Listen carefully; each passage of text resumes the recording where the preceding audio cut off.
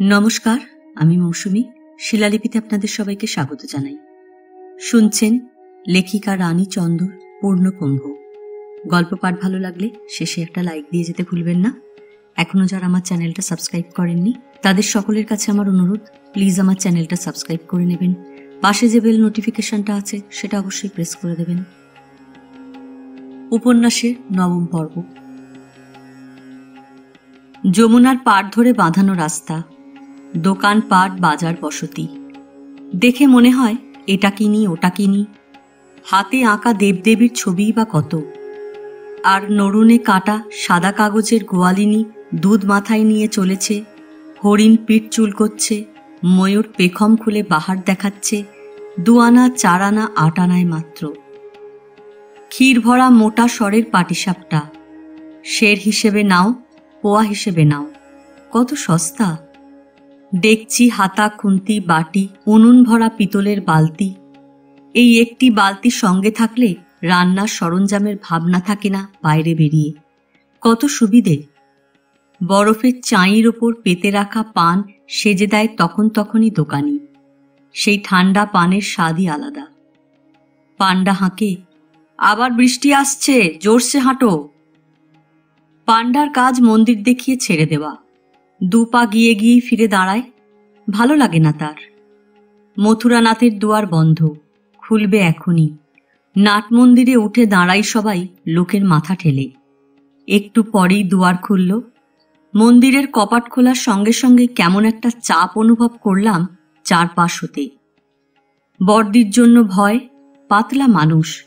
ডান হাতে তার কোমর জড়িয়ে ধরতেই তিনি কেমন মাটি হতে আলগা হয়ে শূন্যে উঠে রইলেন। পা রাখার জায়গা নেই, অন্য পা এসে দখল করে নিয়েছে।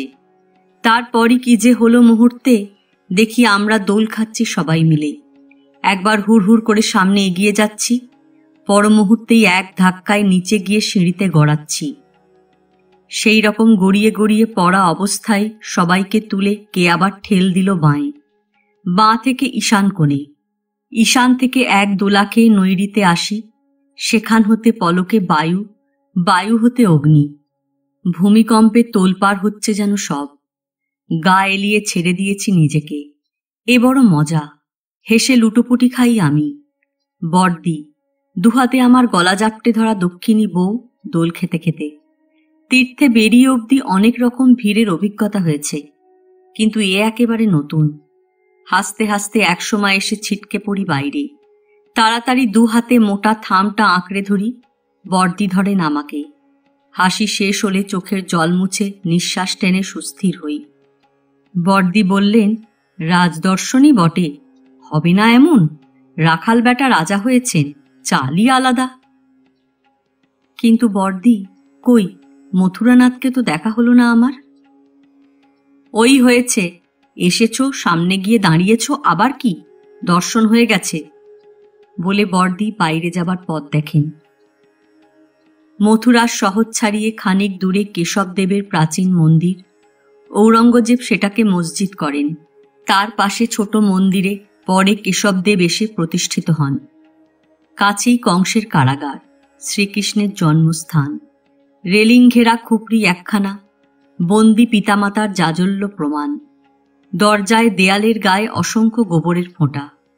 সিঁদুরের ফোঁটা দেয় জানি পূজা পার্বণে, কিন্তু গোবরের ফোঁটা দিতে দেখিনি কখনো। পান্ডা বললে, অপুত্রবতীরা এখানে মানত করে পুত্রবতী হয়।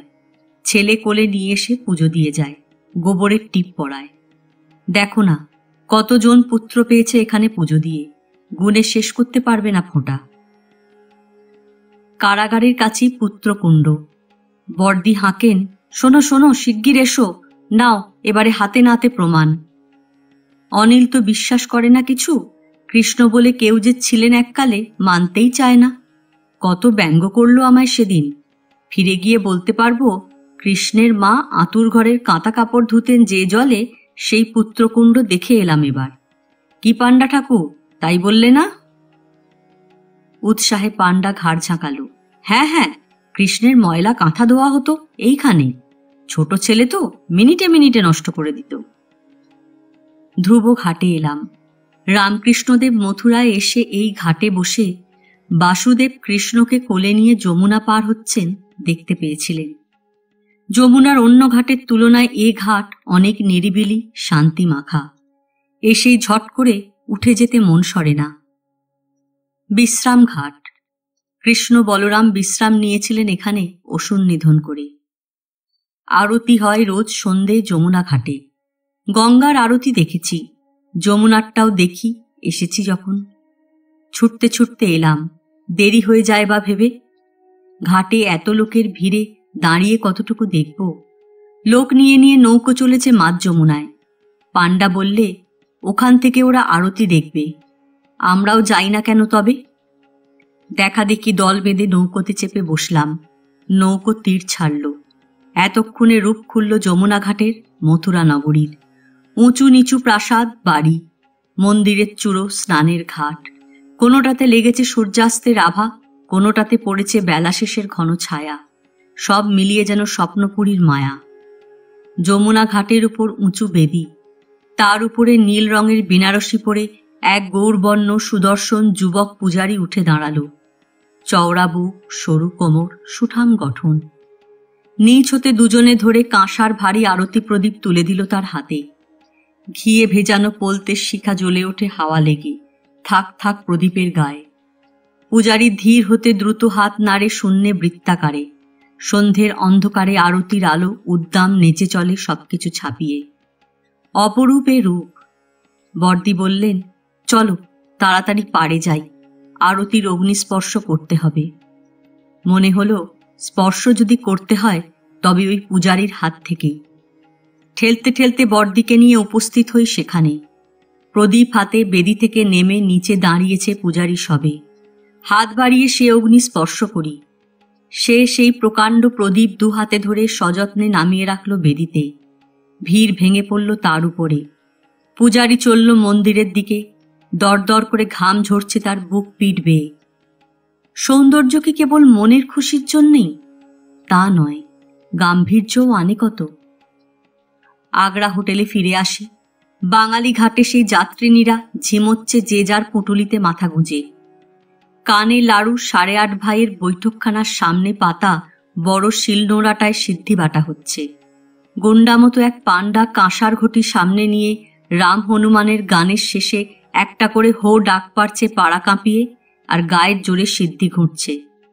কুমিল্লার বউটি আদুরে আদুরে ভাব নিয়ে সামনে দাঁড়িয়ে হেলে দুলে কথা কইছে।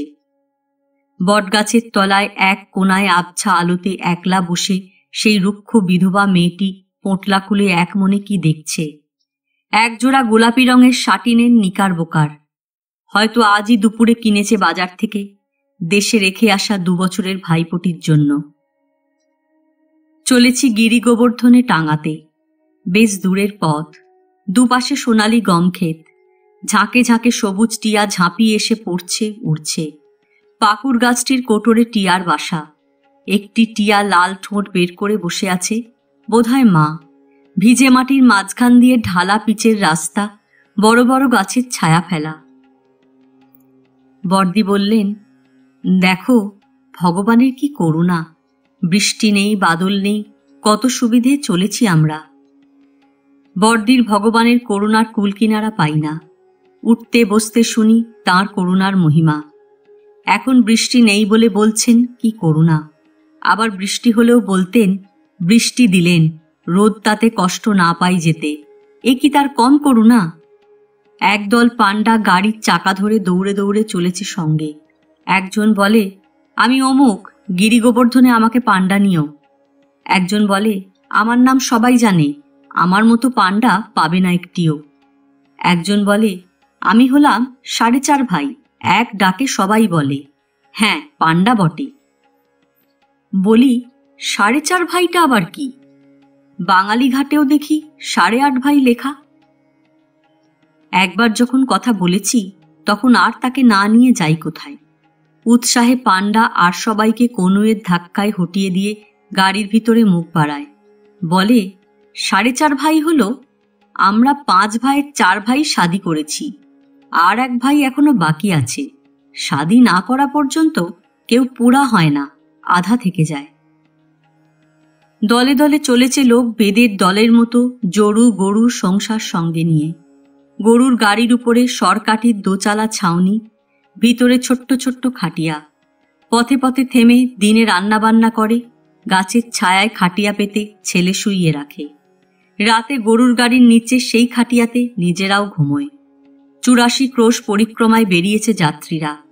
গাড়িতে মালপত্র চাপিয়ে হাঁটে নিজেরা। মাসাবধি চলে এমনি, জল ঝড় মাথায় নিয়ে। টাঙাওয়ালা বুড়ো মানুষ ভক্তিমান। বললে, কোথায় কি লীলাস্থলী ছিল কে জানে। খাঁটি আছে কেবল 3টে জিনিস, যমুনা, গিরিগোবর্ধন আর ব্রজরজ। বাদবাকি সব এই 84 ক্রোশের মধ্যে।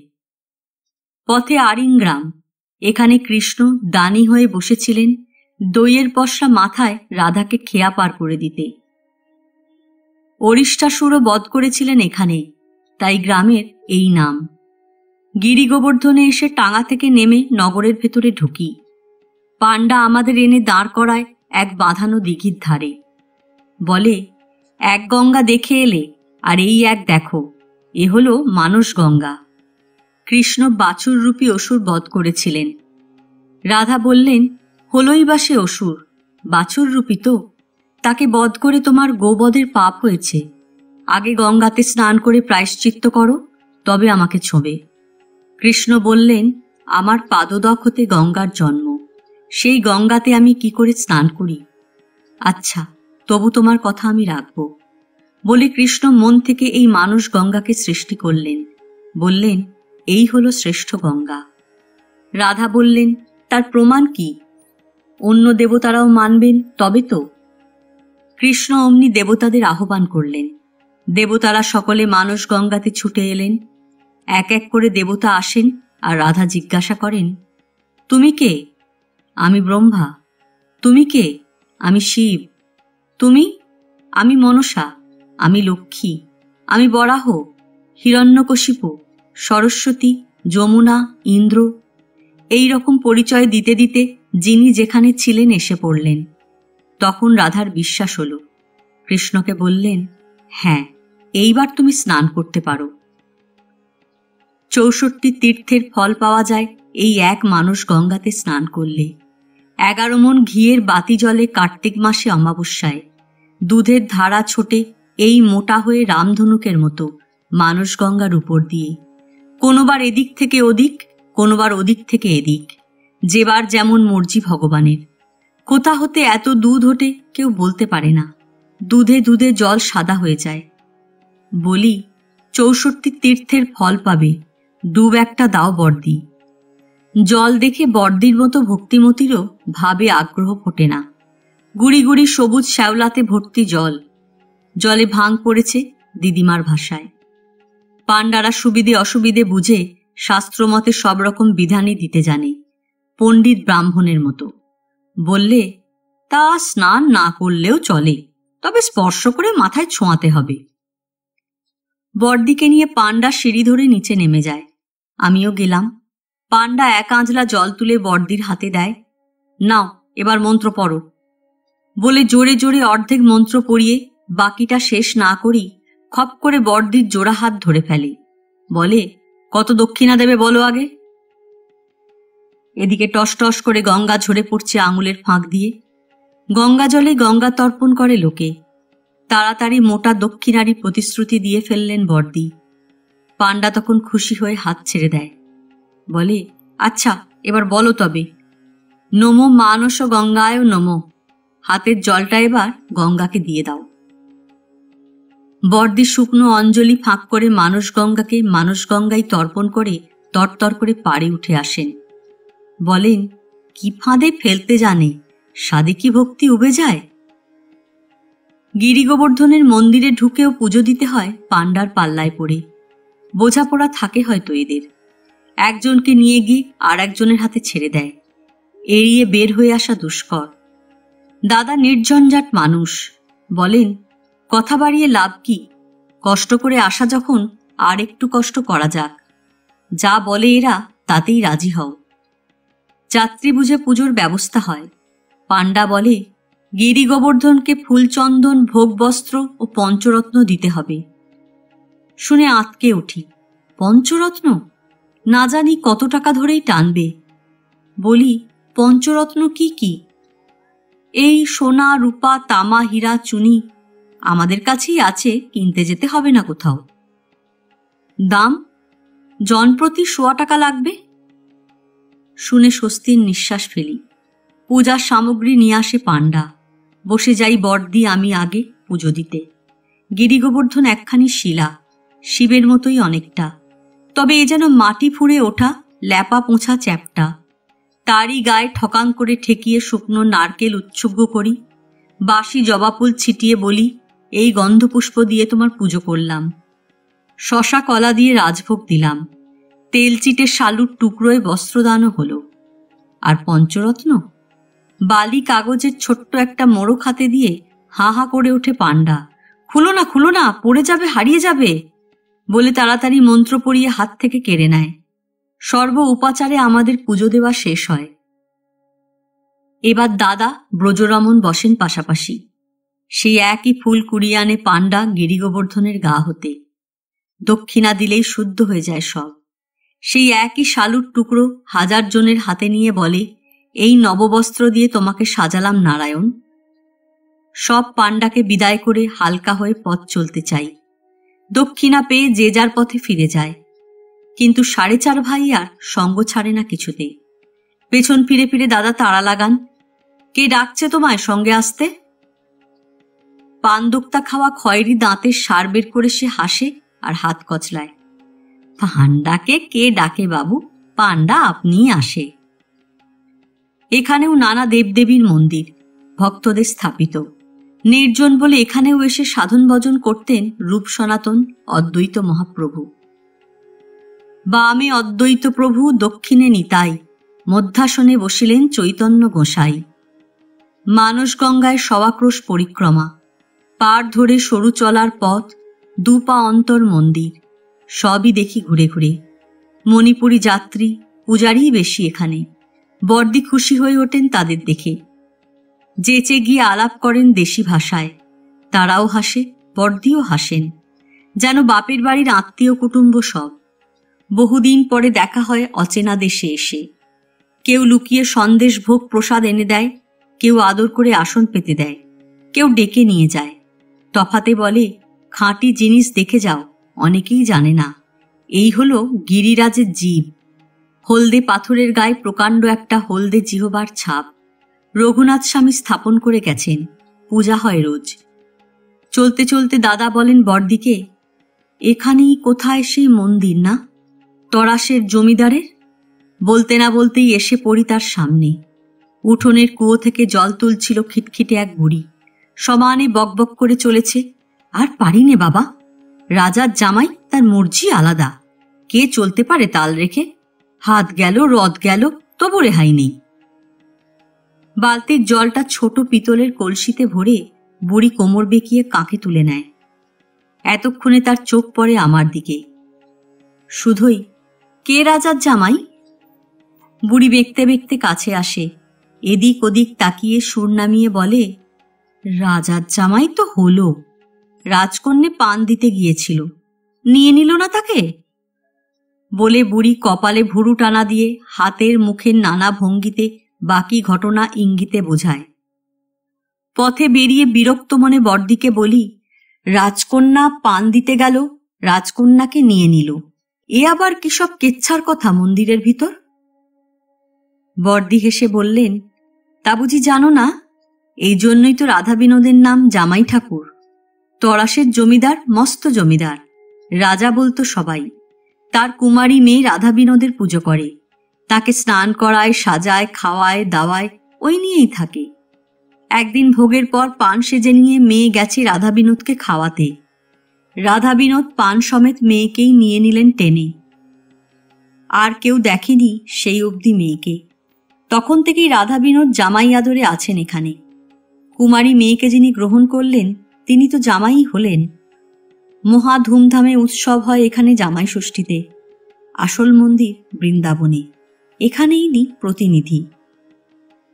এসে পড়ি শ্যামকুণ্ডে, রাধাকুণ্ডে।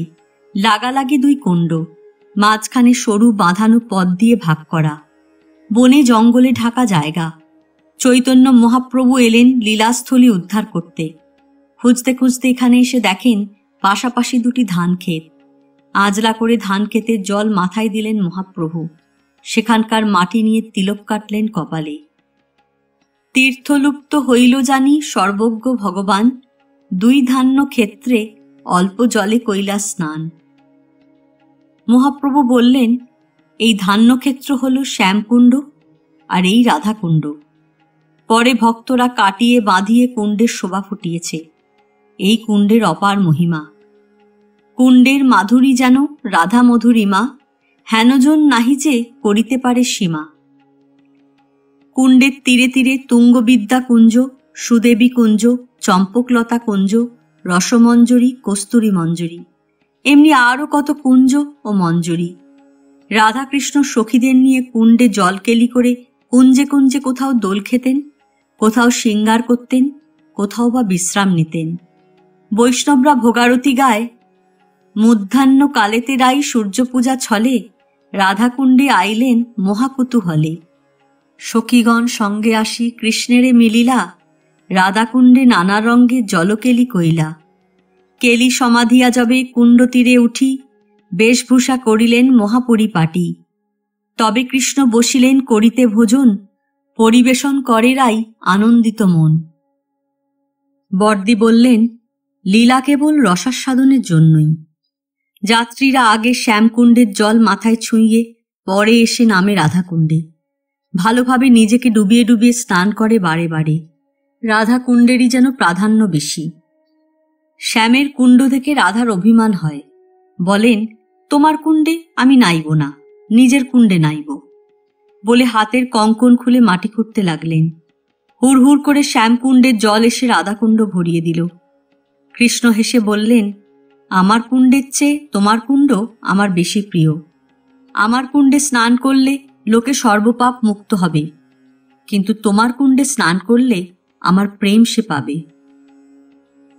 বাঁধানো পথের এক ধারে ঝুড়ি ঝুড়ি তিলক মাটি নিয়ে বসে বিক্রি করছে লোক।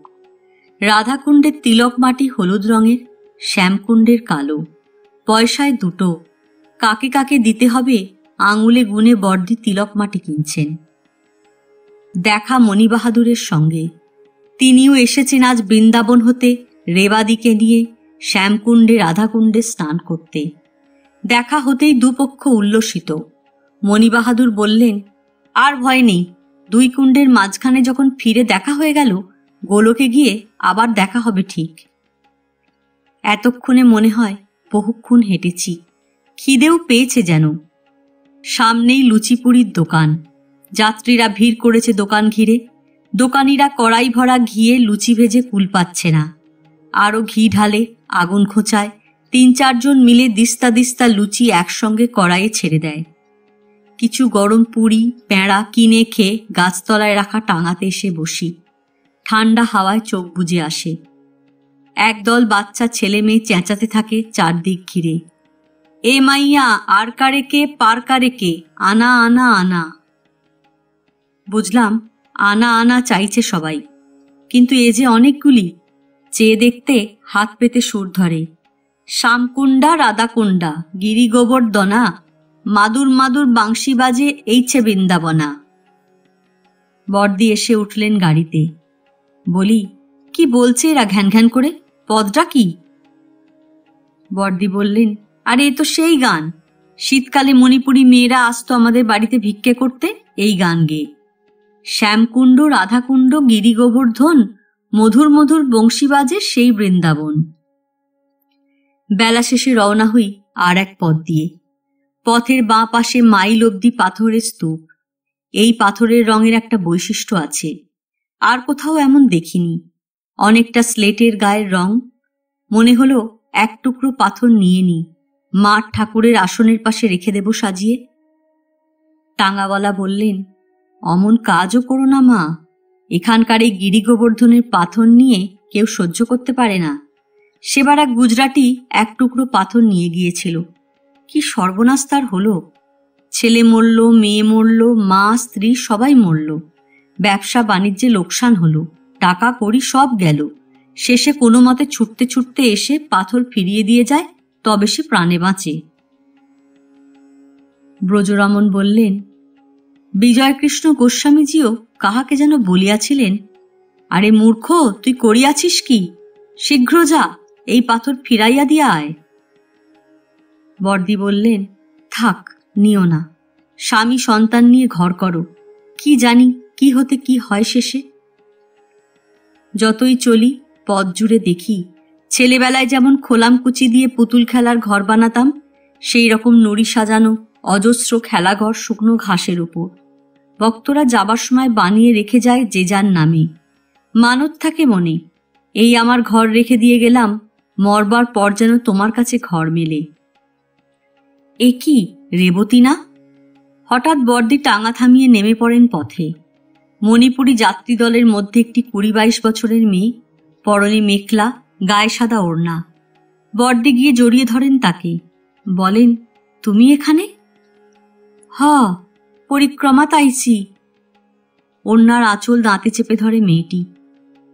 কাঁচের মতো চোখ দুটি জলে ভরে আসে, তাকিয়ে থাকে স্থির নয়নে বর্দির দিকে।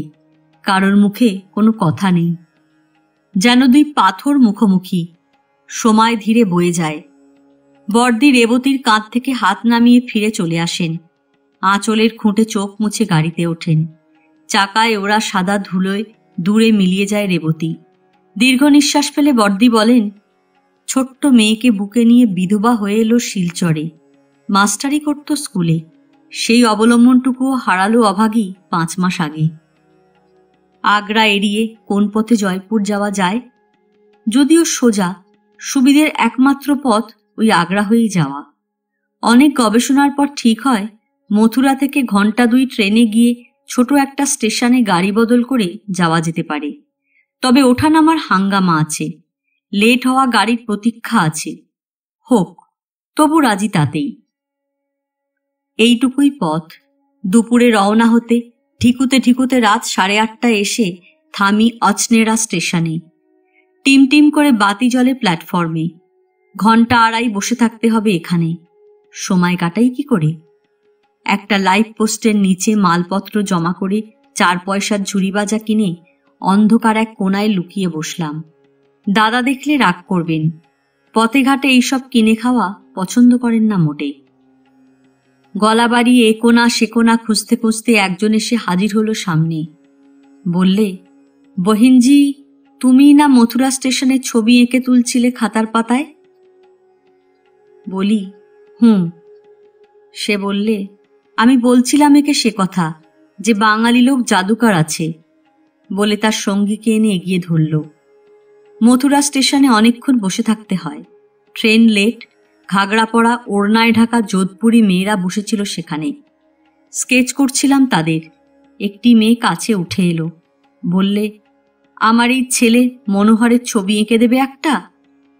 বললাম, আঁকবো, কিন্তু খাতার পাতা ছিঁড়ে তোমায় দিতে পারবো না। সে কি ভাবলো খানিক, বললে, আচ্ছা, না দিলে আমাকে, আঁকা তো হয়ে থাকবে, বলে কোলের ছেলেকে পায়ের ওপর ধরে বসিয়ে কথা কয়ে কয়ে ভোলাতে লাগলো। আমি আঁকতে লাগলাম। আঁকা হলে দেখি কি খুশি মা। বারে বারে ছেলের মুখখানি দেখে আর খাতায় তোলা ছবি দেখে। মাতৃত্বের সে কি গৌরব ফুটে ওঠে তার মুখে। 8-10 বছরের মেয়েও ছিল তার একটি। তাকে এনেও বসায় সামনে, বলে, একেও আঁকো। ফুটফুটে সুন্দরী মেয়ে লজ্জায় কাঁচুমাচু করে। তাকেও আঁকি। ভিড় জমে যায় আমাদের ঘিরে। মা হাসে, মেয়ে হাসে, মেয়ের বাপ হাসে। যারা দেখে তারাও খুশিতে হাসে। ঠেলাঠেলি করে আরও বউ মারা সামনে এসে দাঁড়ায়। আমায় আঁকো, আগে আমায়, কাকুতি জানায়। হুস হুস করে ট্রেন এসে থামে। উঠে পড়ি খাতা বন্ধ করে। লোকটি বললে, বহিনজি, ছবিগুলো দেখাবে একবার একে? না দেখালে বুঝতে পারছে না আমার কথা। অতি সাধারণ লোক, ছেঁড়া খাকির শার্ট, কিন্তু কি সরল অন্তরঙ্গতা। মন গলে যায় ওই এক বহিনজি ডাকেই। ঝুড়ি বাজা মুখে পুড়তে পুড়তে বাঁ হাতের ঝোলা থেকে খাতা বের করে দিই তাকে। আলো নিচে গিয়ে 2 বন্ধু পাতা উল্টায় আর দুজনে দুজনের মুখের দিকে তাকায়। হোলডলে ঠেস দিয়ে ঘুমিয়েই পড়েছিলাম বোধহয়। দাদার ডাকে উঠে বসলাম। ট্রেন আসবার ঘন্টা বেজেছে। প্ল্যাটফর্মে মালগাড়ি জোড়া। আমাদের ট্রেন এসে থামে ওপাশে। ফার্স্ট ক্লাস সেকেন্ড ক্লাসের যাত্রীরা দরজা এঁটে রেখেছে নিজেদের দাবিতে। জানলা দিয়ে মুখ বাড়ায় আর দেখে আমরা কজন ট্রেনের এ মাথা থেকে ও মাথা ছোটাছুটি করছি কুলিদের নিয়ে। যে কামরার কাছে গিয়েই দাঁড়াই তারা অন্য প্রান্ত দেখিয়ে দেয়, বলে ওইখানে অনেক জায়গা খালি আছে, দেখেছি। ওই প্রান্তের কাছে যেতেই তারা শার্সি টেনে দেয়, বলে 6 জন হয়ে গেছি, কামরা পুরো, অন্য ব্যবস্থা দেখো। ঝুলে ঝুলে লোক চলেছে থার্ডে এন্টারে। সূচাগ্র স্থান নেই সেখানে। ট্রেন ছাড়বার সময় হয়ে আসে। দৌড়ে station master, ticket collector, guard যাকে পাই গিয়ে ধরি। এত বড় গাড়িটা যেমন করে হোক যেখানে হোক ঢুকিয়ে দাও আমাদের কোনো মতে। তারা নির্বিকার। ট্রেন ও মালগাড়ির মাঝখানের ফালি পথটুকু আর এক দফা দৌড়দৌড়ি করি। ট্রেন চলে যায়, মালগাড়ি চলে যায়। দেখি হাহা করা লাইনের ওপর দাঁড়িয়ে আছি আমরা 4টি প্রাণী। রাগে দুঃখে গড়গড় করি। তুবড়ি ছোটাই কালো কোট গায়ে যে যেখানে আছে সকলের উদ্দেশ্যে। দাদাকে বলি, যাব না জয়পুর, উদয়পুর, চিতোর, কোথাও না, ফিরে যাব এখনই দিল্লি। দিল্লি থেকে হরিদ্বারে, সেখান থেকে সোজা ঘরে। কি বলো বর্দি? বর্দি বললেন, বাধা পড়ল, মনে খটকা লাগলো। পথঘাটের এই ঝঞ্ঝাটে তোমার দাদাকে কষ্ট দেওয়া। ছেলেরা শুনলে বলবে কি? বাদই দাও যাওয়া, আমারও উৎসাহ লাগছে না আর। দাদা ঠান্ডা মানুষ, এরই মধ্যে রাগ বিরক্তি সব পড়ে গেছে। বললেন, আচ্ছা, এখনই না হয় মনস্থির নাই করলে, সময় তো পাওয়া গেল সারা রাত, কাল সকালে ভেবে ঠিক করা যাবে। না না, কাল সকাল পর্যন্ত কি ভাববো? যাব না কিছুতেই, একেবারে খাঁটি ঠিক। জয়পুরের টিকিট বদলে দিল্লির টিকিট কিনে ফেলুন। সুস্থির হতে দিই না তাকে। দাদা বললেন, টিকিট কিনেছি মথুরা থেকে, এরা কেন রিফান্ড দেবে? সেই লেখালেখি, নানান হাঙ্গামা, এই কটি টাকার জন্য আবার হয়তো আসতে বলবে। বলি, না হয় গচ্চাই যাবে, তবু এখনই আগে দিল্লির টিকিট কিনুন, পরে অন্য কথা। শেষবারের মতো দাদা আর একবার বড়দিকে বোঝাতে চেষ্টা করেন। আজ না গেলাম কাল যাব, জয়পুর দোষ করল কি? বড়দি মাথা নেড়ে সেই এক উহু উহু চালিয়ে যান। অগত্যা দাদাকে উঠে গিয়ে নতুন টিকিট কিনে আনতে হয় দিল্লি ফেরবার জন্য। খানিকটা রাগ কমে, এসে ওয়েটিং রুমে ঢুকি। জয়পুর গেলাম না, খুব জব্দ করলাম, কাকে তা জানি না। এবার স্বস্তির নিঃশ্বাস ফেলে মেঝেতে হোলডল বিছিয়ে কম্বল ঢাকা দিয়ে শুয়ে পড়ি। ঘুম এলো না চোখে, সারা রাত কেবল খচখচ করল মনে। আহা, মনোহরের মাকে দিলেই হতো ছেলের ছবিখানা খাতার পাতা ছিঁড়ে। বহুকালের অভিজ্ঞতায় মেয়েদের মন ভালোভাবেই জানেন বোধহয় দাদা। পরদিন সকালে ওয়েটিং রুমের বাথরুমে স্নান করে ঠান্ডা হয়ে ধোপাবাড়ির পাট ভাঙা শাড়ি জামা পরে কাঁচের গ্লাসের 2 গ্লাস চা খেয়ে ভেন্ডারের কাছে কেনা গরম পুরিতে কামড় দিয়েছি। দাদা বললেন, আমি অবশ্য কিছু বলি না, তোমাদের মতই মত, তবে একটা কথা ভেবে দেখো, এত দূর এসে ফিরে যাওয়াটা ঠিক হবে কিনা। আসল গোপীনাথ গোবিন্দ দেখবে বলে এত আগ্রহ করলে তা দেখো চিন্তা করে। আমি বলছি না যে যেতেই হবে, দিল্লির টিকিট তো কেনাই আছে।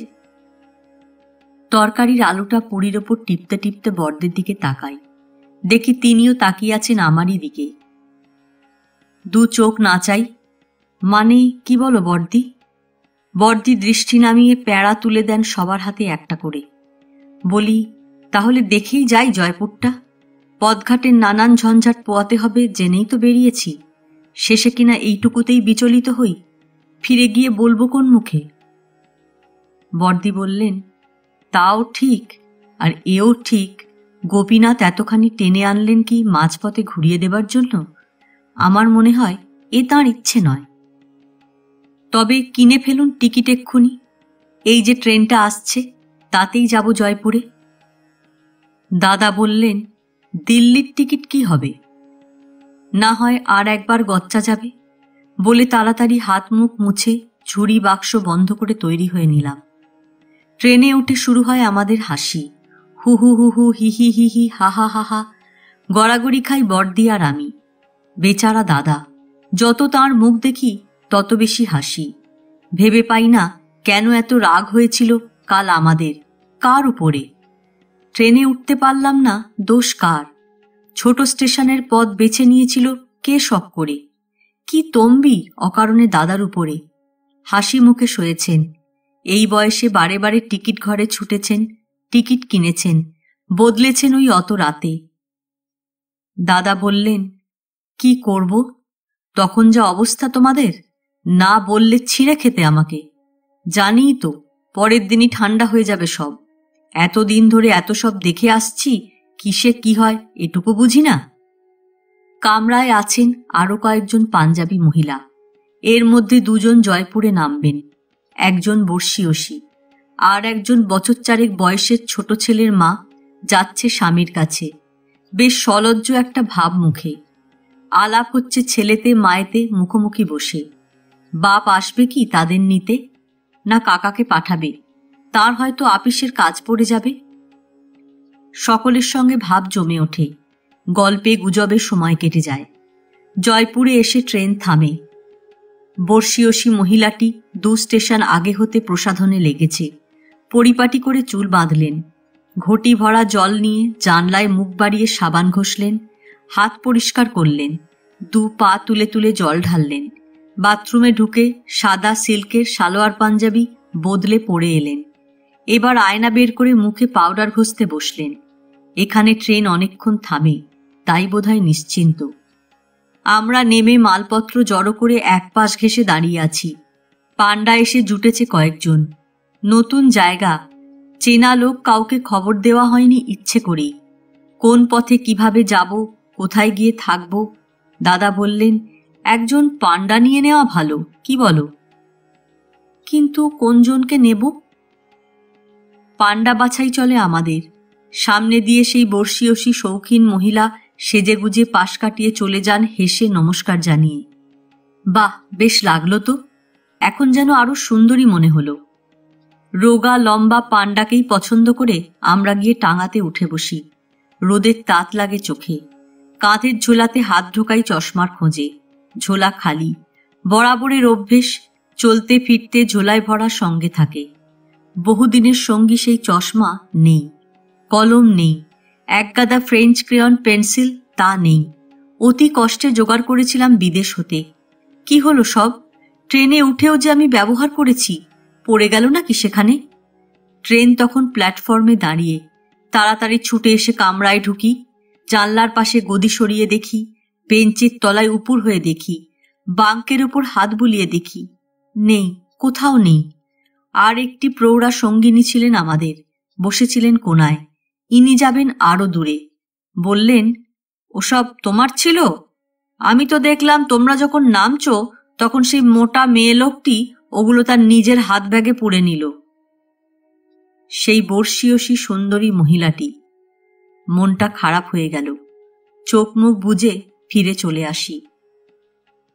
কোচ বক্স থেকে পান্ডা হাঁকে, বাবু ধর্মশালায় যাবেন না হোটেলে উঠবেন? আমার জানা ভালো হোটেল আছে। বেলা পরো কোথাও গিয়ে উঠতে পারলেই হয় এখন। দাদা বললেন, তোমার জানা হোটেলেই চলো। রাস্তার পাশে বড় একটা দেশি হোটেলের সামনে টাঙা থামে। বাইরে থেকে বাড়ির রূপ দেখেই খুশি হয়ে উঠি। সিঁড়ি ভেঙে দোতলায় যাই। মাঝখানে খোলা উঠোন, চারদিক ঘিরে বারান্দা, প্রতি বারান্দায় 4খানা করে ঘর। পালং, কার্পেট, পর্দা, সোফা দিয়ে কায়দা মাফিক সাজানো। মারোয়ারি যাত্রীতে কিলবিল করে হোটেল। 3খানা ঘর মাত্র খালি আছে। 3খানার যেখানাতেই ঢুকি বাথরুমের উৎকট গন্ধ আসে। নাকে আঁচল চাপা দিয়ে বারান্দা ঘুরি, সর্বত্র ওই গন্ধ। তাড়াতাড়ি বেরিয়ে আসি সেখান হতে। এমন স্থানে দিবারাত্র বাস করা দুরূহ। পান্ডা বললে, তবে এক ধর্মশালা আছে, নতুন তৈরি হচ্ছে। বলি, আচ্ছা চলো সেখানেই। বড় রাস্তা ছেড়ে গলি ঘুপচি ঘুরে টাঙা চলে। ধর্মশালা আর দেখা দেয় না।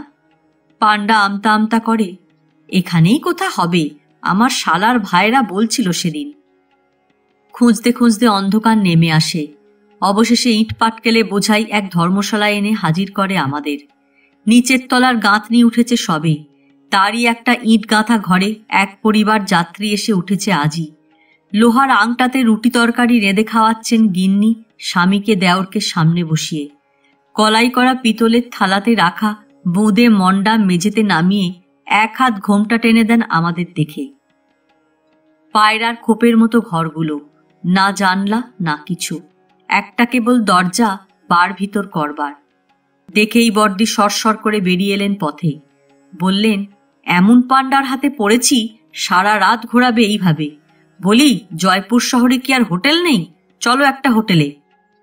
বলে 2 ধমক দিলেন পান্ডাকে। ধমক খেয়ে পান্ডা তৎপর হয়ে ওঠে। হেঁড়ে গলায় হেঁকে, সিধা চালো, ডাইনে ঘোরো, বাঁয়ে ঢোকো বলে গাড়োয়ানকে তাগিদ লাগায়।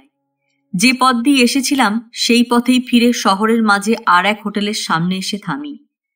আমি এখানকার লোক, আমার জানা এছাড়া আর ভালো হোটেল নেই বলে পান্ডা নিষ্পৃহভাবে দাঁড়িয়ে থাকে। ভালো হোক মন্দ হোক এখানেই রাত কাটাবো মনস্থির করেই নামি গাড়ি হতে। বিশিষ্ট বিচিত্র হোটেল। সরু অন্ধকার সিঁড়ি সোজা উঠে গেছে রাস্তা ধরে দোতলায়। গায়ে গায়ে দুদিকে তেল চকচকে দেয়াল। একজন ওঠে, একজন নামে। বিপরীত দিক হতে আসা দুজনের মাঝপথে মুখোমুখি ঘটলে একজনকে পিছু হটে হটে নেমে আসতে হয়। উপরের জন চেঁচাতে থাকে, কেউ এসো না, আমি নামছি এখন। মনে পড়ল আমাদের পুরনো বাড়ির কথা। লম্বা শোবার ঘরের একদিক ঘেঁষে স্নানের ঘর হাফ ডোর দিয়ে আলাদা করা। ছুটি ছাটাতে আত্মীয় বন্ধুদের ভিড় হলে নিয়ম করা থাকতো, যে স্নানের ঘরে ঢুকবে তাকে গান গাইতে হবে, নয়তো অন্য কেউ ঢুকে পড়তে পারে ভুলে। ভাগ্নে বললে, আমি যে গাইতে পারি না, আমার কি উপায়? বলে দৌড়ে গিয়ে ছেলের হাতের মাউথ অর্গানটা নিয়ে এলো। হোটেলের দোতলায় সরু করিডর, দুপাশে সেই মাপের 2 সারি ছোট ঘর। সিঁড়ির ধারে একটি মাত্র কল। দেয়াল ফুটো করে কালো রবারের নল ধরে জল নেওয়া হয় স্নানের ঘরে। সেখানকার বালতি ভরলে তা উঠে যায় তেতলায়। রান্নাঘরের ঘটি বাটি জলে ভরে ছাদের কোনায় বাসন মাজার জলের টিনে নলের মুখ ছাড়ে। ততক্ষণে নিচের লোক হাঁক পাড়ে, নল খুলে নাও, দাঁত মেজে দাঁড়িয়ে আছি, মুখ ধোবো। স্নানের ঘরের লোক দরজা খুলে উঁকি মারে, আর 2 ঘটি জল চাই তার। রান্নার বামুন চেঁচামেচি করে, এমন চাকরি ছেড়ে দেব, ডালটা ধুতে না ধুতেই জল ফুরিয়ে যায়, রান্না চাপাই কি দিয়ে?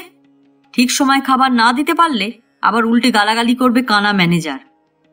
হুড়োহুড়ি কাড়াকাড়ি মুহূর্তে মুহূর্তে। ফাঁকে ফাঁকে জল নিয়ে নেয় যে যেমন পারে গায়ের জোরে। তা হোক, এই বেশ বলে মেঝে বিছানো ছেঁড়া শতরঞ্চির ওপর নিজেদের বিছানা বিছিয়ে হাত পা চড়িয়ে শুয়ে পড়লাম। অনাহার ক্লিষ্ট ছারপোকাগুলি বাঙালির রক্ত চুষে নিল রাতভর যতটা পারল। জয়পুর শহর লোকে সুন্দর বলে। লাল পাথরের প্রাসাদ, দালান, বড় রাস্তার দুধারে। ছক কাটা নিখুঁত পরিমাপ, পরিষ্কার পরিচ্ছন্ন, সুন্দর বই কি সব মিলিয়ে। কিন্তু আমায় যদি কেউ থাকতে বলতো, তবে শহর পেরিয়ে ওই যেখানে ছুঁয়ে চলে গেছে সকালের সোনালি রোদ পাহাড়ের গা বেয়ে, তারই নিচে ঘর বাঁধতাম মনের আনন্দে। যেদিকে তাকাই মন শিশু যেন খোলা আঙিনায় ছুটে ছুটে বেড়ায়। কখনো গিয়ে লুকোয় গম ক্ষেতের আড়ালে, কখনো গিয়ে পা ছড়িয়ে বসে ধোক গাছের গুঁড়িতে ঠেস দিয়ে, কখনো এসে শুয়ে পড়ে 2 পাহাড়ের মাঝখানে পাতা সবুজ আঁচলখানিতে মুখ গুজে। এ মিলমিশ শহরের পাকা বুকে কোথায় পাবো খুঁজে? টাঙাতে সওয়ার হয়ে চলতে চলতে এসে পৌঁছই মানসিংহের দুর্গে। রাজ্য ঘিরে দুধারের পাহাড়ের সারি এসে মিলেছে এখানে মাঝখানের চলাচলের পথটুকু ছেড়ে দিয়ে। যেন আকাশ ঢাকা বিরাট এক দেউড়ি। তারই ফাঁক দিয়ে দেখা যায় দূরের বিস্তীর্ণ নগর, সবুজে ঘেরা দিগন্তের কোলে। পাহাড়ের উপরে দুর্গে বসে দেখতেন মানসিংহ এ অপূর্ব শোভা, আর দেখতেন শত্রুর আগমন বহু দূরের আকাশে ধুলোর মেঘে। বাগ, বাগিচা, দিঘি, ফোয়ারায় ঘেরা দুর্গ। পাথরের বাঁধানো চওড়া পথ ঘুরে বেঁকে উঠে গেছে উপরের পাহাড়ের চূড়ায় প্রাসাদ প্রাঙ্গণে। হাতির পিঠে উঠতেন নামতেন মানসিংহ এই পথ ধরে। এই পথেই এনে তুলেছিলেন যশোর হতে যশোরেশ্বরীকে দুর্গ অন্তঃপুরে, রাজা প্রতাপাদিত্যকে যুদ্ধে হারিয়ে, আর এনেছিলেন যশোরের রূপসী যুবতী রাজকুমারীকে। পান্ডা বললে, আগে এখানে দেবীর সামনে নরবলি হতো। নরবলি উঠে যেতে দেবীর রাগ হয়, সেই হতে দেবী রাগে ঘাড় বেঁকিয়ে আছেন। শ্বেত পাথরের সিঁড়ি, শ্বেত পাথরের থাম, শ্বেত পাথরের গলি দেয়াল সব পেরিয়ে শ্বেত পাথরের আঙিনায় এসে দাঁড়াই। ধপধপ করে চারদিকে সাদায় সাদায়, যেন বেল জুঁয়ের গাঁথনি তোলা মহল। তার মাঝখানে বসে আছেন মা যশোরেশ্বরী, লাল চেলি পরা, যেন কালো রঙের কোণে বউটি, সলজ্জ গ্রীবা ভঙ্গি, জলজল করে হীরের নাকছাবি কালো টিকালো নাকের উপরে। অতি সুন্দর মূর্তি। এমন দেবী মূর্তি দেখিনি কোথাও, এমন সুন্দর ভঙ্গি। আর একেই পাণ্ডা বলে কিনা দেবী রাগ করে ঘাড় বেঁকিয়ে আছেন। এই কি রাগের ভঙ্গি! রক্তপট্টাম্বর পরা পূজারী দু ভাই এসে দাঁড়ালো সামনে। দেবী পূজার জন্য এক ঘর বাঙালি পূজারীও এনেছিলেন মানসিংহ সেই সঙ্গে। সুপুরুষ পূজারী দু ভাই। বাঙালি যাত্রী দেখে খুশির হাসি হাসে আর পাণ্ডাকে পরিচয় শুধোয়। বাংলা বলতে পারে না এরা এখন আর। বংশানুক্রমে এদেশের মেয়ে বিয়ে করে বদলে গেছে আমূল। তবে বর্তমানে দুই ছেলেকে কলকাতায় পাঠিয়েছে পড়তে। এক ছেলের বউ এনেছে বিহার হতে। বাংলাদেশে ক্রিয়াকর্ম করতে শুরু করেছে ফিরে। এই রাজার আগে যিনি রাজা ছিলেন তিনি ছিলেন গোবিন্দ উপাসক। শক্তি ছিলেন অবহেলায় পড়ে। বর্তমান রাজা শক্তি উপাসক। তিনি রাজা হয়েই মন্দির সংস্কার করেন, জয়পুরী পাথরের কারুকাজ দিয়ে সৌন্দর্য ফোটান, সবুজ পাথরের টাটকা কলা গাছ দুদিকে বসান, প্রবেশদ্বারের পিতলের কপাটে প্রার্থনা খোদাই করেন, শিলাদেবী হো দৃঢ় অচল, শঙ্কর অচল সমান, ধ্যান মান শ্রীমান কায়ে মম দোদল যান, ইয়ে কিশোর বিনতি শুনো হে জগজননী আপ, জয়পুর পতিকা তপন সম হো তপ তেজ প্রতাপ। গুম গুম শব্দে বলির ডঙ্কা বেজে উঠল। মন্দির হতে বেরিয়ে এলাম। এবার মানসিংহের প্রাসাদ ঘুরে ঘুরে দেখতে থাকি। 12 রানী ছিল মানসিংহের। নিচে একতলায় 12 রানীর মহল, এক উঠোনের চারদিক ঘিরে, উঁচু দেয়াল গাঁথা, অতি সুরক্ষিত। এক এক রানীর দুখানা করে ঘর, রান্নাঘর, সামনে খোলা এক ফালি বারান্দা, পরপর সমানভাবে ভাগ করা, যেন রানীদের বন্দিশালা। প্রত্যেক মহলেই সিঁড়ি আছে একটা উপরে যাবার বা উপর হতে আসবার। অতি সাধারণ খড়খড়ে মেঝে দেয়াল, উঠোনের মাঝখানে বাঁধানো চাতাল। একই সুখে দুঃখে দিন মাস কাটায়, একই আশা নিয়ে অপেক্ষায় বসে থাকে। সেই 11 রানীর কমন রুম হল চাতালটি। 12 রানীর এক রানী পালা করে উপরে থাকেন রাজার সঙ্গে 1 মাস বছরে। সেই 1 মাসের রানী স্নানের ঘর দেখতে ঢুকি আগে। গোলাপ জলের ফোয়ারায় গা ডুবিয়ে স্নান করতেন রাজার অঙ্কবিলাসিনী। চুল শুকোতেন অলিন্দে বসে। বর্ষা দেখতেন কাজ ঘরে নিজেকে এলিয়ে দিয়ে। সোহাগ মন্দির হতে ফুল ফেলতেন রাজার মাথায়। দরবার সেরে অন্তঃপুরে আসবার পথে দ্বারের মুখে। সুরঙ্গ দিয়ে যেতেন খাবার ঘরে। তীর্থস্থানের দৃশ্যভরা দেয়াল, চিত্র আঁকা দেয়াল। তাই দেখে সর্বতীর্থ দর্শনের ফল লাভ করে খেতে বসতেন রাজা রানী পাশাপাশি। তারপর শীষমহলে এসে এক রানী লক্ষ রানী হয়ে বিশ্রাম নিতেন রাজার করে। 1 মাসে সুয়োরানীর বিলাসের দুঃখে অনুকম্পায় ভরে ওঠে মন। একই সাজে সাজি আমি বর্দি রোজ, লাল পেরে তসর গরদে। সবাই ভাবে আমরা মা মেয়ে, নয় 2 বোন। ননদ ভাজ বলে না কেউ। হাত ধরাধরি করে বেরিয়ে আসছি। খিলখিলিয়ে হেসে উঠলেন বর্দি। পা থামিয়ে ঘাড় ঘোরালাম। মানসিংহের 12 রানীর প্রভাবে উদ্ভ্রান্ত পাণ্ডা দেখি দাদাকে চেপে ধরেছে।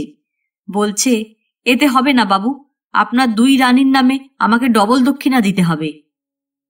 গোবিন্দজি আছেন রাজবাড়িতে শহরের ভিতরে। গোপীনাথও শহরেই থাকেন, তবে অন্য জায়গায়। আর মদনমোহন আছেন করলিতে। বিবাহের পর রাজকন্যা যাবেন স্বামীর ঘরে। আবদার ধরলেন মদনমোহনকেও চাই সঙ্গে। রাজা বললেন, মদনমোহনকে যে চাই আমিও। তুমি গোবিন্দকে নাও বা গোপীনাথকে। রাজকন্যার ঝোঁক ওই মদনমোহনেরই পড়ে। রাজা বললেন, তবে চোখ বেঁধে দি, হাত বাড়িয়ে যাকে ছোবে তিনিই তোমার। কানামাছি খেলার মতো জায়গা রদল বদল করে রাখলেন গোবিন্দ, গোপীনাথ, মদনমোহনকে। রাজকন্যা হাতড়ে হাতড়ে এসে ধরলেন মদনমোহনের হাত। সেই হাত ধরেই চললেন তিনি পিত্রালয় হতে শ্বশুরালয়। সেই অবধি করলিতেই আছেন তিনি জামাই বাড়ির হেফাজতে। তার দেখা মিলল না। তবে দেখলাম গোবিন্দের মুখমণ্ডল, দেখলাম গোপীনাথের বক্ষস্থল, আধমানুষ সমান উঁচু কালো পাথরের নিটোল মূর্তি দুটি।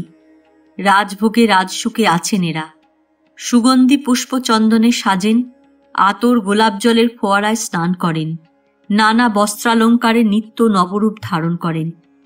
দৌড়ে নুয়ে পড়ে মাথা ঠেকালাম। দেখব দেখব স্বাদ ছিল, দেখার শান্তি হল। বর্দি বললেন, গোবিন্দের সন্ধ্যারতি হবে, তা দেখেই যাই। দৌড়ের পাশ ঘেঁষে বসে পড়লেন বর্দি, আমিও বসি তার পিছনে। আরতি দেখতে কত নারী পুরুষ জমা হলো এসে। দুজন মণিপুরী খোল বাজিয়ে কীর্তন গাইতে লাগলো সামনে। গানের সুরের সঙ্গে সমস্ত শরীর দুলিয়ে নাচের ভঙ্গিতে হাত পা তোলে, যেন হাওয়ায় পা ফেলে হেঁটে চলে। দুটি বারোয়ারি মেয়ে সেই তখন হতে দু হাতে মন্দিরের শ্বেতপাথরের চৌকাঠ টিপছে, যেন গোবিন্দেরই পদসেবা করে ধন্য হচ্ছে। কোনায় 1000 টুকরো কাঠ বাঁধা প্রকাণ্ড জপের মালা মেঝেতে ছড়িয়ে জপ করে চলেছে বুড়ো এক। জরির চাদর গলায় ঝুলিয়ে জোর হাতে দাঁড়িয়ে আছেন শহরের গণ্যমান্য ব্যক্তি কজনা। আরতির শেষে আশীর্বাদী তুলসী চন্দন নিয়ে চলে গেলেন তাঁরা। পুরোহিত শান্তির জল ছিটলেন সবার গায়ে, প্রসাদ বিতরণ করলেন হাতে হাতে। তারপর গোবিন্দকে আড়াল করে নিলেন দুপাশের ভারী পর্দা টেনে দিয়ে। উঠে পড়লাম। মন্দির পেরিয়ে আধো আলো আধো ছায়াঘন নিম গাছটার তলা দিয়ে যাচ্ছি। আবেশে বিভোর বর্দি দুহাতের মুঠিতে চাপা গরদের আঁচল এগিয়ে এনে আমার মাথায় ছোঁয়ালেন। বললেন, এ কি পেলাম আমি, এও কি সম্ভব? বলে সে আঁচল ভরা মুঠি বুকে চেপে ধরলেন। কি পেয়েছেন তা জানি আমি। পর্দা টেনে দেবার সময় পূজারীর কি মনে হলো গোবিন্দের গলায় দুলছিল একটি জুঁয়ের ঘোড়ে, সেইটে খুলে এক ফাঁকে ঝপ করে চোখ বুজে বসা বর্দির কোলে পাতা আঁচলখানিতে ফেলে দিলেন।